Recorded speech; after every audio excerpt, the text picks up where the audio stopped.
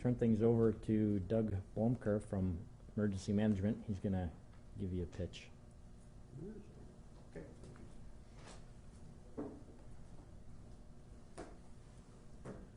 Good morning. My name is Doug Blomker. I'm the Assistant Director of Emergency Management for Minnehaha County. And the reason I'm here this morning is we are actively looking for applicants for our Police Reserve program.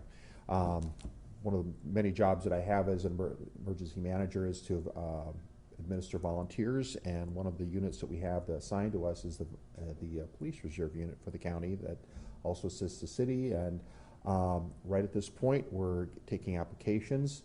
We're looking for good qualified people that would be interested in volunteering to become a reserve officer. And we're taking applications through the 9th of September, which will be a Friday. We would need backgrounds, I guess, as far as these people go.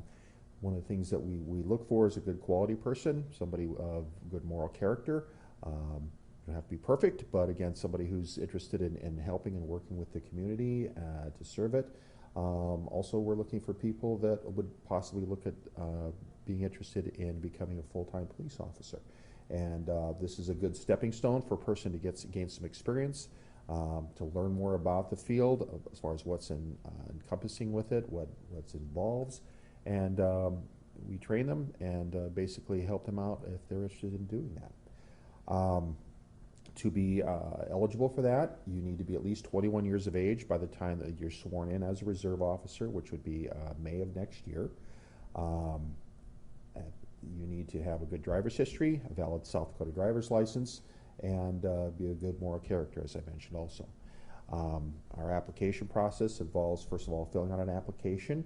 On the forms or the sheets that I left there in front of you, it tells a little bit how to do that, but essentially you can go to the Emergency Management web page under Minnehaha County, and there's a link there that you can follow to fill out an application and just drop it off to our office.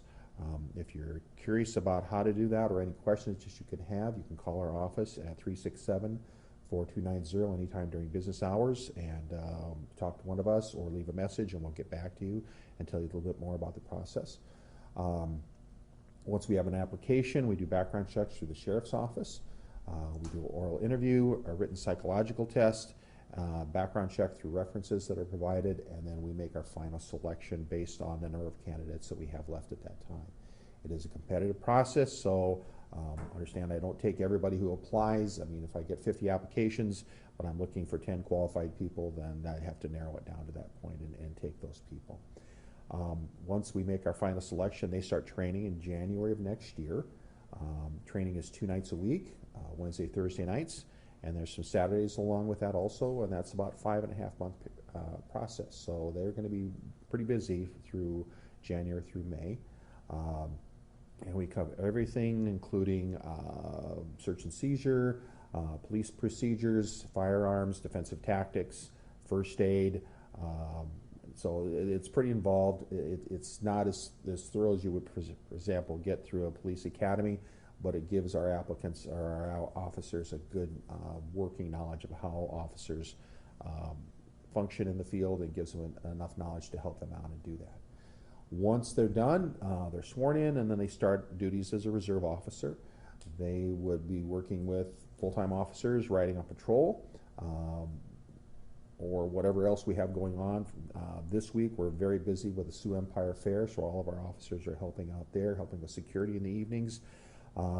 They help with parades or anything else that any of the local agencies would call and ask us to do. And that includes anything from sobriety checkpoints, parade details, security at the fair, you know, you name it. There's a number of things that we're called on to help out with. And sometimes it's, you know, we get a long notice. Sometimes it's a very short notice. We need people now and help out with that. So we're very busy. So we need good qualified people to come out and help us out with that. So having said that, I can take some questions if anybody has anything that they would like to ask about the process or what the reserves do or anything.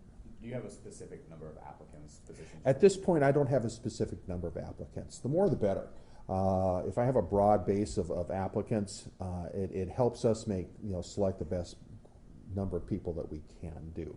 I have noticed that in the last few years, the number of applications have dropped. We don't get quite as many people interested in the field as we had when I first started doing this, a number of years ago. But again, we do get a good number of people that help out with that. So the more the better, I guess is what I'm saying. Are these volunteers, or do they get like paid at? They're volunteers. However, they're covered under the county's workman's comp program. So I mean, if they're injured, I mean, we've had people with sprained ankles and stubbed toes and sprained fingers and stuff too. I mean, we cover them and help them out with that. But they basically volunteer to do this. And again, as I said, we have people that are looking to get into full-time law enforcement, but we have a number of people that are just looking to volunteer, that want to come out and help the community, that maybe they have a very good job, but they're also interested in law enforcement, and so they kind of get their law enforcement fix and come out and work as a cop, a bit every month. Our requirement is that you put at least one shift a month, 1 8-hour shift a month, and then one training night a month. So about 11 hours is what we're looking for volunteer time for them to do. But they can do more if they want to.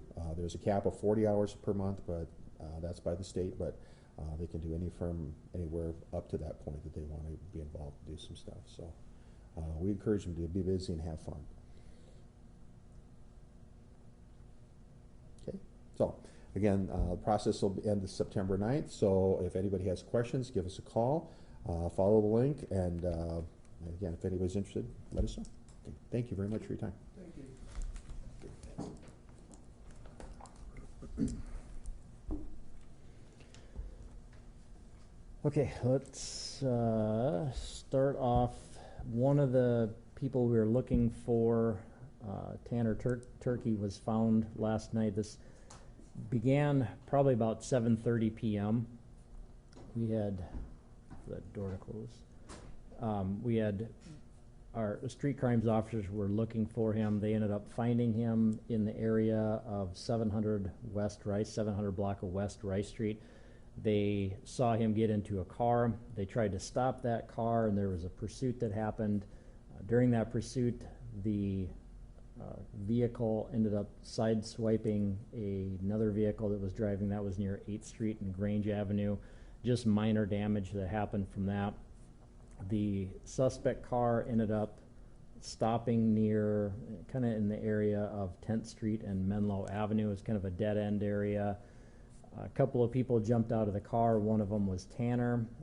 Another woman stayed in the car. It drove it just a real short distance later before it finally stopped, and then she was taken into custody. There was another woman that had ran initially when Tanner did. She was caught as well. They found some meth and some marijuana inside the car, so all three people were arrested for drug charges. The warrants that Tanner had, one of them was a parole absconder, the other was an aggravated assault warrant. That stemmed from a domestic where he threatened somebody with a handgun.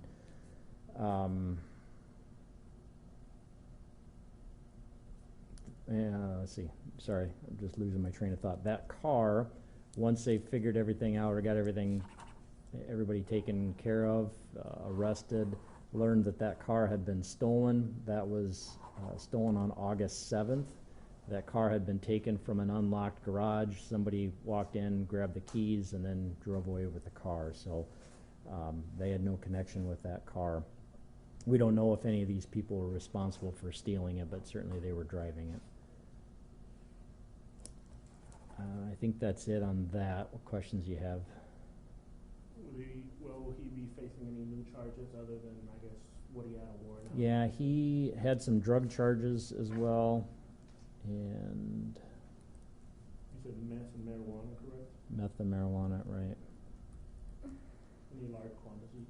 No, it was small quantities, like a baggie and then a syringe, I think. Any weapons recovered? No, I didn't see anything in the report of any weapons that were recovered. Let me just check the charges that he had. So he had just the two, the parole absconder, the aggravated assault warrant, the drug charges, and then looks like possession of a stolen vehicle, which is pretty common when people are in a stolen vehicle and arrested. Will he be charged with anything related to, I guess, Tuesday afternoon's incident? The shooting, the officer-involved shooting, DCI is investigating that, so I think if there would be any charges that would come from their end.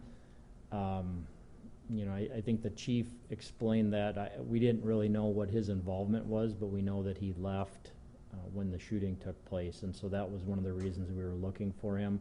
He had the warrant and had the parole absconder warrant out there. You were the driver. He was the well, at least when he left. I guess I don't know who was driving when the car was initially stopped. Mhm. And so now everybody from that officer-involved shooting, all the suspects are now accounted for, correct? I believe so. But again, that officer-involved shooting is being handled by Division of Criminal Investigation, but I believe everybody has been accounted for that was in that car. But I don't know for certain if there was anybody else. I don't think there was, but I don't know that 100%. How old is Tanner Turkey? He is 29. 29. Yep. And two other women were arrested who were in the vehicle with him. Yes. They faced just drug They charges had, as well. yeah, it was, let me get that pulled up. I think it was just the drug charges. Probably it might have been a possession of stolen vehicle, but let me look. Can I at least get their ages? Yeah.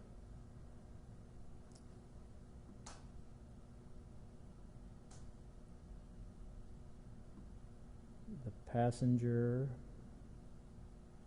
is 22 From Sioux Falls? from Sioux Falls, yep. And she just had the drug charges, controlled substance, marijuana, paraphernalia.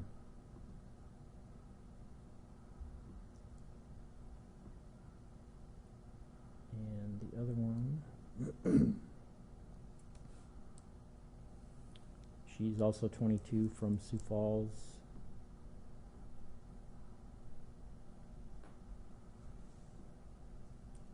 And she has the controlled substance, paraphernalia, possession of a stolen vehicle, aggravated eluding, hit and run, no driver's license, and resisting arrest.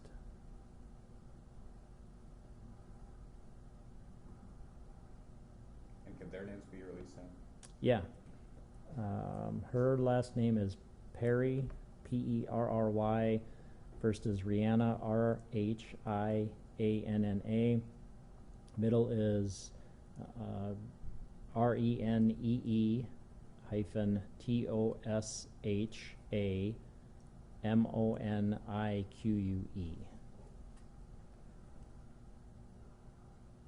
So that was the driver of the stolen car. Age?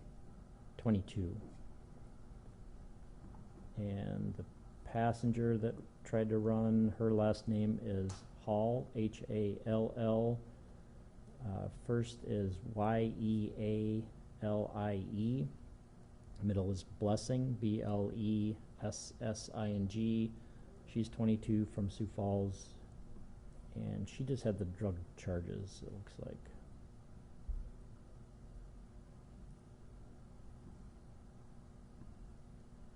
Were there any injuries reported throughout this pursuit? No, there's no injuries from anybody in that stolen car. There was no injuries from the person in the other vehicle either. And no firearm recovered from the vehicle or anything like that? There's no firearm recovered, right? Okay.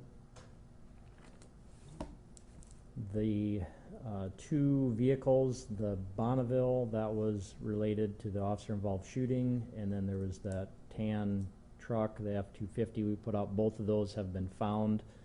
I'm not going to go into details about where they were found or anything like that. That's still part of the investigation, but just wanted, we had a big push about that, looking for information. We have found both of those, so we don't need people to look for those anymore.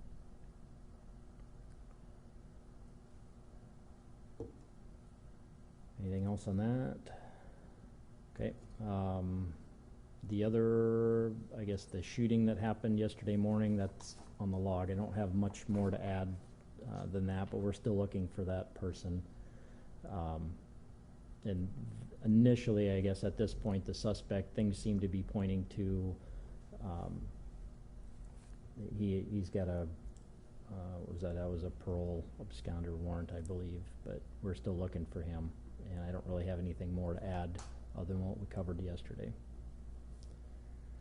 Have there been any more reports of him speaking with other people, looking for? No, we haven't had any, because the initial information was that he was looking for some state employees, or asked some construction workers if they were state employees, and then made a comment that he was looking for other law enforcement or government workers. We haven't had any other reports that he's, I guess, threatened people or made comments like that. Would be considered, I guess, a danger to the public or to state employees, law enforcement officers? Well, we don't know. I mean, that's kind of the short of it. The reason we pushed that information out yesterday is just to make sure that everybody is aware that the potential is there. So we don't know if anybody is specifically targeting or if he's just randomly making general threats, but we just wanted essentially all government employees and law enforcement to be aware that these threats have been made. So I guess it's kind of hard to say if there's a specific threat to the public. Maybe there could be, but really out of the abundance of caution and just trying to make people aware, we just are pushing that message out so they can be more aware of their surroundings, and if they see anything, then they could give us a call. Is there any relation to, I guess, that and the officer involved shooting? You know, there's some stuff circulating out there. I know he made some comments about that. We haven't been able to verify any of that stuff. Generally speaking, when there's problems, especially related to crime, people say something. We don't always know if that information is accurate, what they say. I know he's been saying, or was saying some stuff that yesterday morning. We don't have any way of verifying it. So we're essentially looking at this as two separate incidents. I know that people are trying to tie this together to the officer-involved shooting, but I mean, these seem to be unrelated. Now, there may be some ties that we could establish at a later point, but at this point in time, the information that we have, we're considering these to be separate incidents.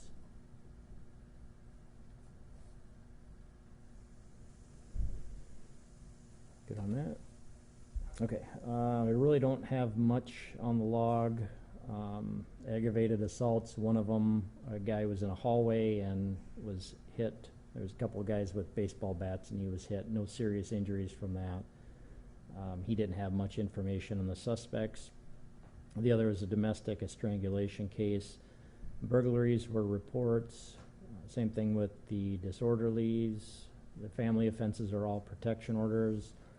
Nothing big with the frauds, larcenies, or narcotics. Both rapes are reports. The robbery, the first one on the log, that was a woman that was selling her phone, met with some people that said they wanted to buy it.